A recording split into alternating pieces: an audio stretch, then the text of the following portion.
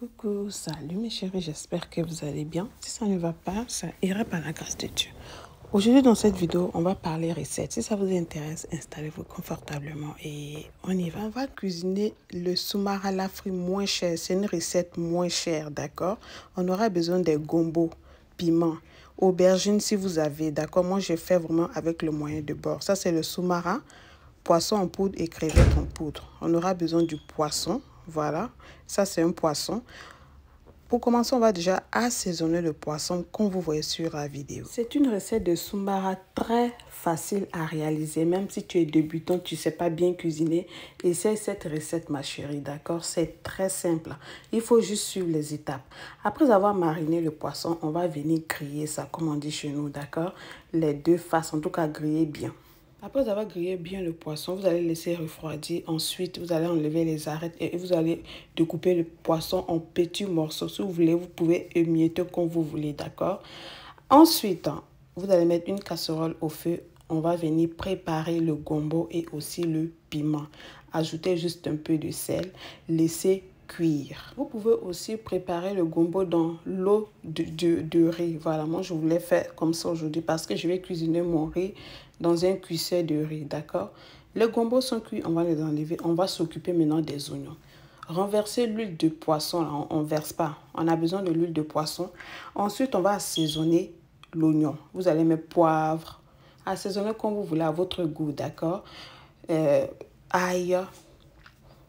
Ensuite, vous allez ajouter à peu près la moitié de soumara, le mélange de soumara, poisson en poudre et crevettes en poudre. Le mélange de soumara, en fait, j'ai mélangé un peu de cube Maggi dedans avec un peu de sel. Ensuite, vous allez renverser l'oignon dans la casserole, dans l'huile chaude, d'accord?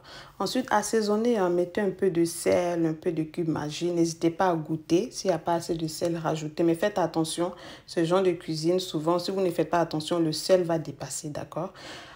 2 minutes après d'avoir ajouté les oignons, ensuite on va venir ici renverser le poisson. Vous vous rappelez le poisson qu'on avait découpé en petits morceaux, d'accord?